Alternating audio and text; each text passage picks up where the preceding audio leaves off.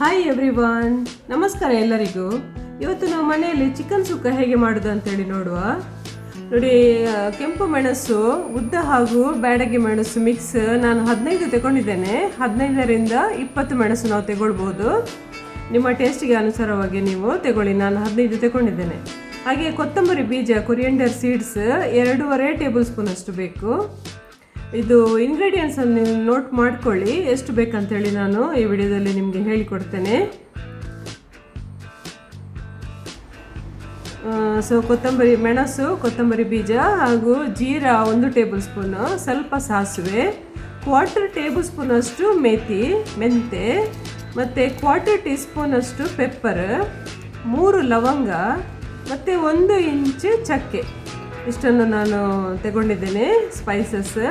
ಹಾಗೆಯೇ ಈರುಳ್ಳಿ, ಮೀಡಿಯಮ್ ಸೈಜದ್ದು 1 ಈರುಳ್ಳಿ, ಮತ್ತು 6ರಿಂದ 8 ಗಾರ್ಲಿಕ್, ಮತ್ತು ಸ್ವಲ್ಪ ಕರಿ ಲೀವ್ಸನ್ನು ತಗೊಂಡಿದ್ದೇನೆ. ಇದು ನಾವೀಗ ಫ್ರೈ ಮಾಡಬೇಕು, ರೋಸ್ಟ್ ಮಾಡಬೇಕು. ಸ್ವಲ್ಪ ಎಣ್ಣೆ ತಗೊಂಡಿದ್ದೇನೆ. ಇದರಲ್ಲಿ ನಾವು ಈ ಚಿಲ್ಲೀಸನ್ನು ಸೇರಿಸುವ. ಫಸ್ಟ್ ಚಿಲ್ಲೀಸನ್ನು ಸಪ್ರೇಟಾಗಿ ನಾವು ಫ್ರೈ ಮಾಡುವ. ಇದು ಫ್ರೈ ಆಗುವಾಗ ಒಂದು ಒಳ್ಳೆ ಪರಿಮಳ ಬರ್ತದೆ. ಹಾಗೆ ಇದು ಸ್ವಲ್ಪ ಉಬ್ಬಿಕೊಳ್ತದೆ, ಅಷ್ಟು ತನಕ ನಾವು ಫ್ರೈ ಮಾಡುವ. ಇದು ಫ್ರೈ ಆದಮೇಲೆ ಅದನ್ನು ಪಾತ್ರೆಗೆ ಟ್ರಾನ್ಸ್ಫರ್ ಮಾಡಿ ಪುನಃ ಸ್ವಲ್ಪ ಎಣ್ಣೆ ತಗೊಂಡು ಈ ಸ್ಪೈಸಸನ್ನು ನಾವು ಇದಕ್ಕೆ ಸೇರಿಸುವ. ಇದು ಕೂಡ ಹಾಗೆ ಸ್ವಲ್ಪ ಫ್ರೈ ಮಾಡ್ತಾನೆ ಇರಬೇಕು. ಮಾಡುವಾಗ ಒಂದು ಪರಿಮಳ ಕೊಡ್ತದೆ, ಪರಿಮಳ ಬಿಡ್ತದೆ ಇದರದ್ದು. ಅಷ್ಟು ತನಕ ಫ್ರೈ ಮಾಡುವ.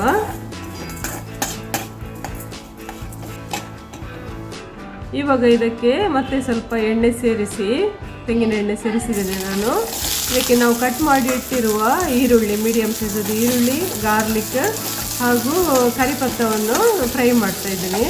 ಇದು ಆ್ಯಕ್ಚುಲಿ ಮಸಾಲೆಗೆ ನಮಗೆ ಈರುಳ್ಳಿ ಬೇಕು, ಅದರಿಂದ ತುಂಬ ಕೆಂಪಾಗಬೇಕಂತಿಲ್ಲ. ಸ್ವಲ್ಪ ಟ್ರಾನ್ಸ್ಪರೆಂಟ್ ಅಥವಾ ಪಿಂಕಿಶ್ ಕಲರ್ ಬರೋ ತನಕ ಇದನ್ನು ನಾವು ಫ್ರೈ ಮಾಡುವ. ನೋಡಿ, ಇದು ಕಲರ್ ಸ್ವಲ್ಪ ಚೇಂಜ್ ಆಗಿದೆ, ಇನ್ನು ಸ್ವಲ್ಪ ಫ್ರೈ ಆಗಬೇಕು. ಆಮೇಲೆ ಇವುಗಳನ್ನೆಲ್ಲ, ಈ ಎಲ್ಲ ಮಸಾಲೆಯನ್ನು ಸ್ವಲ್ಪ ತಣ್ಣಗಾಗಲಿಕ್ಕೆ ಬಿಡಬೇಕು. ಈಗ ಬಿಸಿ ಇದೆ, ಬಿಸಿ ಮಸಾಲೆಸನ್ನು ಮಿಕ್ಸಿಗೆ ಹಾಕಿದರೆ ಮಿಕ್ಸಿ ಹಾಳಾಗುತ್ತೆ. ತಣ್ಣಗಾಗಲಿಕ್ಕೆ ಬಿಡುವ. ಇಲ್ಲಿ ನಾನು ತೆಂಗಿನಕಾಯಿ, ಮೀಡಿಯಮ್ ಸೈಜದ್ದು ಅರ್ಧ ತೆಂಗಿನಕಾಯಿ ತುರಿಯನ್ನು ತಗೊಂಡಿದ್ದೇನೆ. ಹಾಗೆ ಚಿಕನ್, 1 kg ಚಿಕನ್ ಕ್ಲೀನ್ ಮಾಡಿದ್ದೇನೆ. ಇದಕ್ಕೆ ಅರ್ಧ ಟೇಬಲ್ ಸ್ಪೂನ್ ಅಷ್ಟು ಉಪ್ಪು ಹಾಗೂ 1/4 ಟೀ ಸ್ಪೂನ್ ಅಷ್ಟು ಟರ್ಮರಿಕ್ ಪೌಡರ್, ಅರಿಶಿನ ಪೌಡರ್ ಹಾಕಿ ಇದನ್ನು ಈಗ ನಾವು ಮಿಕ್ಸ್ ಮಾಡಿ ಮ್ಯಾರಿನೇಟ್ ಮಾಡಿ ಇಡುವ. ಹೀಗೆ ಮ್ಯಾರಿನೇಟ್ ಮಾಡಿ ಸ್ವಲ್ಪ ಹೊತ್ತು ಇಟ್ಟರೆ ಇದಕ್ಕೆ ಸ್ವಲ್ಪ ಉಪ್ಪು ಎಳ್ಕೊಳ್ತದೆ. ಹಾಗೆ ಕ್ಲೀನ್ ಮಾಡಿ ಮ್ಯಾರಿನೇಟ್ ಮಾಡಿ ಇಡುವ. ಈಗ ಇದು ನಮಗೆ ಫ್ರೈ ಮಾಡಲಿಕ್ಕೆ ಈರುಳ್ಳಿ ಬೇಕು. ಮೀಡಿಯಮ್ ಸೈಜದ್ದು 2 ಈರುಳ್ಳಿಯನ್ನು ತಗೊಂಡಿದ್ದೇನೆ. ಇವತ್ತಿನ ನಾನು ವಿಡಿಯೋದಲ್ಲಿ ಸ್ಟೆಪ್ ಬೈ ಸ್ಟೆಪ್ ಮನೆಯಲ್ಲಿ ಚಿಕನ್ ಸುಕ್ಕ ಈಸಿಯಾಗಿ ಹೇಗೆ ಮಾಡ್ಬೋದು ಅಂತ ಹೇಳಿ, ಹೋಮ್ ಮೇಡ್ ಮಸಾಲದಲ್ಲಿ ಹೇಗೆ ಮಾಡ್ಬೋದು ಅಂತೇಳಿ ತೋರಿಸಿಕೊಟ್ಟಿದ್ದೇನೆ. ಇದಕ್ಕೆ 1 ಇಂಚಿನಷ್ಟು ಜಿಂಜರ್ ಬೇಕು. ಈಗ ನಾವು ಇದನ್ನು ಫ್ರೈ ಮಾಡುವ. ನೋಡಿ, ಇದು 2 ಮೀಡಿಯಮ್ ಈರುಳ್ಳಿ ಕಟ್ ಮಾಡಿದ್ದು, ಜಿಂಜರ್ ಹಾಗೂ ಕರಿಪತ್ತ ಹಾಕುವ. ಇದಕ್ಕೆ ನಾನು 3 ಟೇಬಲ್ ಸ್ಪೂನ್ ಅಷ್ಟು ತೆಂಗಿನ ಎಣ್ಣೆಯನ್ನು ಸೇರಿಸಿದ್ದೇನೆ. ಇದು ಕೆಂಪಗಾಗುವ ತನಕ ಫ್ರೈ ಮಾಡುವ. ಇಲ್ಲಿ ನಾನು 1 ಟೇಬಲ್ ಸ್ಪೂನ್ ಅಷ್ಟು ಮನೆಯಲ್ಲೇ ಮಾಡಿದ ಪ್ಯೂರ್ ಗೀಯನ್ನು ತಗೊಂಡಿದ್ದೇನೆ. ಈ ಗೀ ಕೂಡ ಮನೆಯಲ್ಲಿ ಹೇಗೆ ಮಾಡ್ಬೋದು ಅಂತ ಹೇಳಿದ್ರೆ ವಿಡಿಯೋ ಕೂಡ ನನ್ನ ಚಾನಲಲ್ಲಿ ಇದೆ, ನೀವು ನೋಡಿ, ನಿಮಗೆ ಗೀ ಮಾಡಲಿಕ್ಕೆ ಇಷ್ಟ ಇದ್ದರೆ. ಹಾಗೂ ಇದಕ್ಕೆ ಅರ್ಧ ಟೇಬಲ್ ಸ್ಪೂನ್ ಅಷ್ಟು ಉಪ್ಪನ್ನು ಸೇರಿಸಿದ್ದೇನೆ. ಉಪ್ಪು ಸೇರಿಸಿದರೆ ಇದು ಬೇಗ ಫ್ರೈ ಆಗುತ್ತೆ. ಈಗ ಈ ಮಸಾಲಾಸ್ ತಣ್ಣಗಾಗಿದೆ, ಇದನ್ನು ನಾವು ಮಿಕ್ಸಿಯಲ್ಲಿ ಸೇರಿಸಿ ಗ್ರೈಂಡ್ ಮಾಡುವ. ಇದು ಫೈನ್ ಗ್ರೈಂಡ್ ಮಾಡೋದು ಬೇಡ, ಸ್ವಲ್ಪ ಕೋರ್ಸ್ ಗ್ರೈಂಡಿಂಗ್ ಆದರೆ ಸಾಕು. ಇದಕ್ಕೆ ಸ್ವಲ್ಪ ನೀರು ಸೇರಿಸಿ ಇದನ್ನು ನಾವು ಗ್ರೈಂಡ್ ಮಾಡುವ. ಇಲ್ಲಿ ಕೂಡ ನಾನು ಟರ್ಮರಿಕ್ ಇದಕ್ಕೆ ಸೇರಿಸ್ತಾ ಇದ್ದೇನೆ. 1/4 ಟೀ ಸ್ಪೂನ್ ಅಷ್ಟು ಟರ್ಮರಿಕ್ ಮತ್ತು ಸ್ವಲ್ಪ ಹುಳಿ ಇದು ಸೇರಿಸಿ ಇದನ್ನು ಗ್ರೈಂಡ್ ಮಾಡುವ. ತುಂಬ ತೆಳು ಮಾಡೋದು ಬೇಡ, ಸ್ವಲ್ಪ ದಪ್ಪ ಇರಲಿ. ನೋಡಿ, ಈ ಥರ ಕೋರ್ಸ್ ಗ್ರೈಂಡ್ ಆದರೆ ಸಾಕು, ತುಂಬ ಫೈನ್ ಪೇಸ್ಟ್ ಆಗೋದು ಬೇಡ. ಸೈಡಲ್ಲಿ ನಾವು ನೋಡಿ ಆನಿಯನ್ ಫ್ರೈ ಮಾಡಲಿಕ್ಕೆ ಇಟ್ಟದ್ದು ಮಧ್ಯೆ ಮಧ್ಯೆ ಸ್ವಲ್ಪ ನಾವು ಸ್ಟರ್ ಮಾಡ್ತಾನೆ ಇರಬೇಕು, ಇಲ್ಲದ್ರೆ ಅದು ಸುಡ್ತದೆ.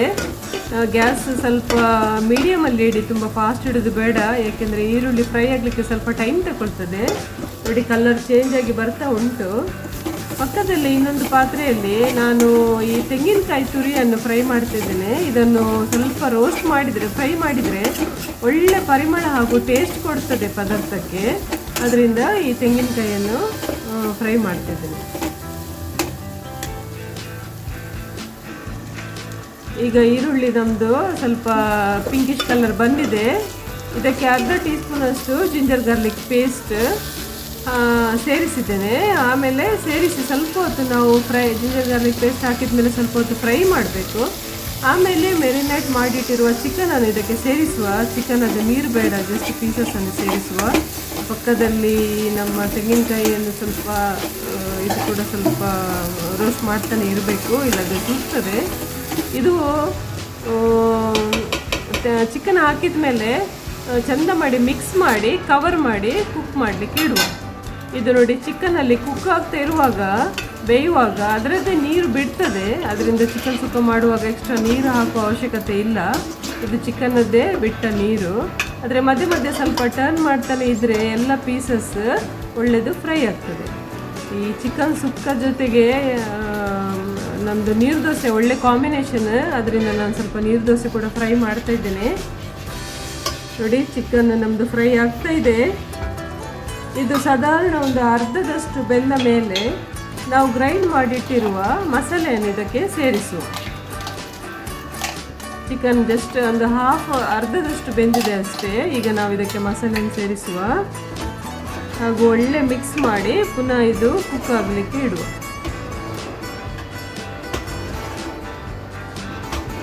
ತುಂಬ ಈಸಿಯಾಗಿದೆ ನೋಡಿ. ಈಗ ಈ ನಾನು ರೋಸ್ಟ್ ಮಾಡಿ ಇಟ್ಟಿರುವ ತೆಂಗಿನಕಾಯಿ ತಣ್ಣಗಾದ ಮೇಲೆ ಮಿಕ್ಸಿಗೆ ಹಾಕಿ ಸ್ವಲ್ಪ ಡರ್ ಮಾಡಿದರೆ ಆಯಿತು ಅಷ್ಟೇ. ನೋಡಿ ಸ್ವಲ್ಪ ಸಪ್ಪರಾದರೆ ಆಯಿತು ಪೀಸಸ್. ಈಗ ನೋಡಿ ಚಿಕನ್ ಇದು ಬೆಂದಿದೆ, ಈ ಆಲ್ಮೋಸ್ಟ್ ಇದು ಬೆಂದಿದೆ, ಚಿಕನ್ ಬೆಂದಾಗಿದೆ. ಈಗ ನಾವು ಇದಕ್ಕೆ ತೆಂಗಿನಕಾಯಿ ತುರಿಯನ್ನು ಸೇರಿಸುವ. ತೆಂಗಿನಕಾಯಿ ತುರಿ ಸೇರಿಸಿದ ಮೇಲೆ ಒಳ್ಳೆ ಮಿಕ್ಸ್ ಮಾಡಿದ ಮೇಲೆ ಒಂದು ಬಾಯ್ಲ್ ಬರಬೇಕು. ಇಲ್ಲ ಅಂತ ಹೇಳಿದರೆ ಪದಾರ್ಥ ಬೇಗ ಹಾಳಾಗ್ತದೆ. ಅದರಿಂದ ತೆಂಗಿನಕಾಯಿ ತುರಿ ಸೇರಿಸಿ ಒಳ್ಳೆ ಮಿಕ್ಸ್ ಮಾಡಿ ಒಂದು ಬಾಯ್ಲ್ ಬರುವ ತನಕ ಕವರ್ ಮಾಡಿ ಇಡುವ.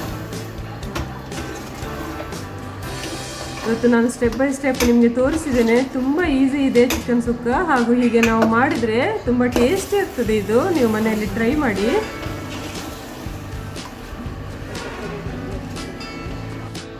ಈಗ ಇದಕ್ಕೆ ಸಣ್ಣ ಕಪ್ಪಿನಲ್ಲಿ 1 ಕಪ್ಪಿನಷ್ಟು ಕಟ್ ಮಾಡಿಟ್ಟಿರುವ ಫ್ರೆಶ್ ಕೊತ್ತಂಬರಿ ಸೊಪ್ಪನ್ನು ನಾನು ಸೇರಿಸ್ತಾ ಇದ್ದೇನೆ. ಕೊತ್ತಂಬರಿ ಸೊಪ್ಪು ಇದು ಕುಕ್ ಆಗಲಿಕ್ಕಿಲ್ಲ, ಜಸ್ಟ್ ಒಂದು ಮಿಕ್ಸ್ ಮಾಡಿದರೆ ಸಾಕು.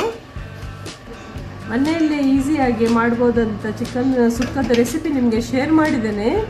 ಸೊ ನನ್ನ ರೆಸಿಪಿ ನಿಮಗೆ ಇಷ್ಟ ಆದರೆ ಖಂಡಿತವಾಗಿ ನೀವು ಇದನ್ನು ಲೈಕ್ ಮಾಡಿ, ನಿಮ್ಮ ಫ್ಯಾಮಿಲಿ ಫ್ರೆಂಡ್ಸ್ಗೆ ಶೇರ್ ಮಾಡಿ, ಹಾಗೂ ಈ ಚಾನಲನ್ನು ಸಬ್ಸ್ಕ್ರೈಬ್ ಮಾಡಿ.